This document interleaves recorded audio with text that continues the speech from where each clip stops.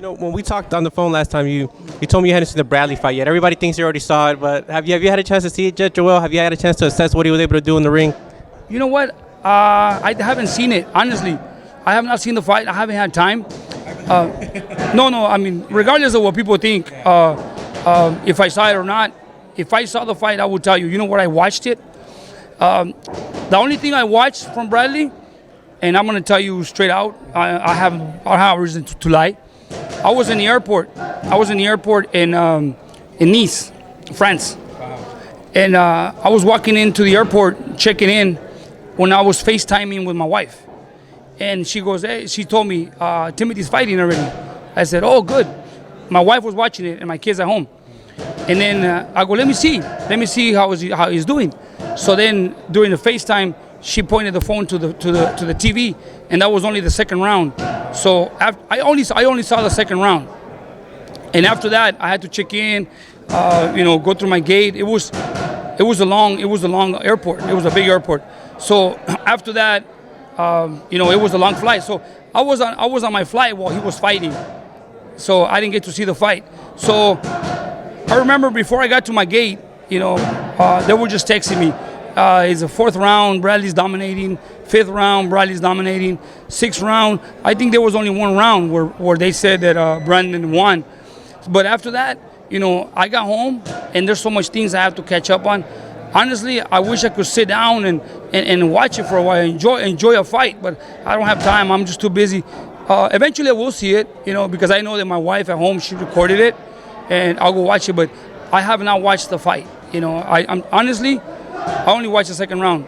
And through FaceTime with my wife, she was holding it right there while I was talking to her. Well, you've never been one to lie, Joe. I really believe you. But, Joe. I mean, why lie if I told you, I watched the fight? I'll tell you I watched the fight. If I didn't watch it, I didn't watch it. And of course, I'm curious to watch it. I just haven't had a chance. My morning is always busy. I wake up early morning and I go 5 in the morning. I'm already on the go. Here and there. I'm at the gym.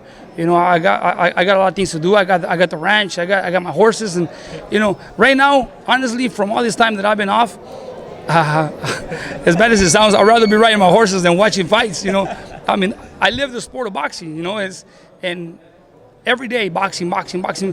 Sometimes I'd rather watch cartoons. I'd rather watch SpongeBob on TV than take a break. Yeah. But honestly, I will eventually watch it. I will watch it and see what exactly Bradley did and what he did right, what he did wrong. He won. Hey, I'm happy for him. He under his resume, he knocked out Brandon Rios. How many people can say that? Not even Pacquiao. Bradley can say in the next year and 20 years from now, he say, hey, I knocked out Brandon Rios. And you go back to the resume and Manny Pacquiao couldn't knock him out, And that's great. Regardless of how Brandon Rios was that night, Bradley knocked him out, with a body shot. And which is great, great for him and his team. And, there's bigger and better things from Bradley now, now that with such a great performance, obviously, it opened a lot of doors. And there's a lot of options for him in the welterweight division. And we want to see the best fights. So obviously, we'll get to see him. If I'm not busy, if I'm not traveling, if I'm not in an airplane, his next fight, I want to watch it. Why not? That's a guy that I work with for so long. And I honestly don't feel any. I don't have no hard feelings over him, honestly, because I know how he is. Honestly, I know how he is in the heart. And the last moment that him and I shared together in the office, when he came and talked to me, I saw it in his face. And that's why, it really doesn't bother me. When people say, hey, what do you think about him saying that he learned more in 3 days? If that's what he thinks, that's fine. It's like, I'm in my house. Even this morning, my wife had a lot of pictures, I have a picture when he fought Marquez. Is Marquez, Bradley, Nacho, and myself. And I put it in a frame. And I said, okay, I'm not going to throw them away. It's something that we work for. It's something that we accomplish together.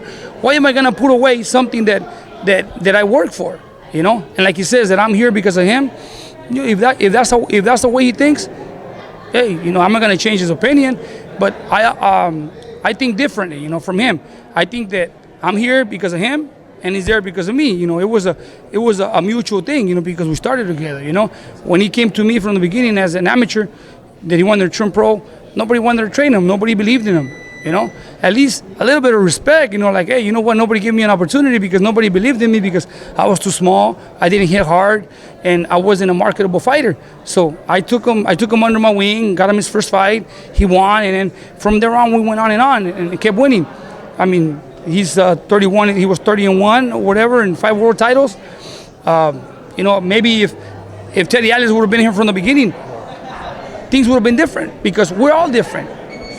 In life, as in boxing, it's common sense. There's different trainers, there's different fighters, and sometimes the match, builds something together. And Bradley and I built something together, and I'm happy. Honestly, I'm happy because we accomplished things together. But it wasn't him putting me where I am, and it's not me putting him where he is. We both did it together. That's the way I see it. And it's not only him; it's the team. I always give credit to the team. The fact that his father was there.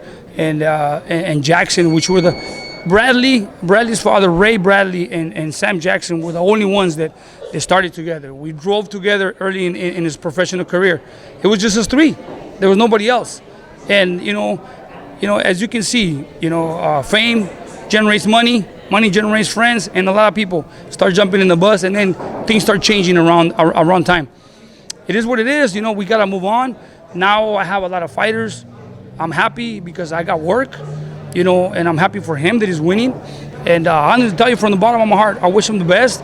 And if he can accomplish another 5 world titles, man, that'll be great. Why? Because I work with him. I can say I used to work with him. I can say, you know what? Him and I shared moments together.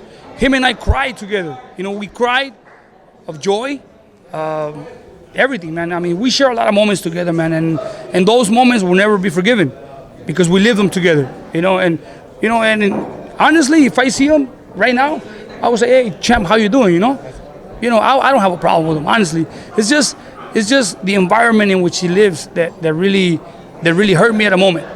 But him, nah, I don't have no problem with him. He's a good guy. I know his feelings. I know how he thinks, and I know what kind of a heart he has. And he's a great kid. How can I talk bad about a guy that was part of my family for so long, that I saw him growing up, coming to the gym, in the backseat of his parents' car, going to church, and telling them, hey, you look like little Bill, But, it is what it is, man. Hey, as long as we have health, our families are happy, and they got food on the table, man, life goes on, Joel, you're always classy, man. I always appreciate you. Thank you so much, Joel. Thank you.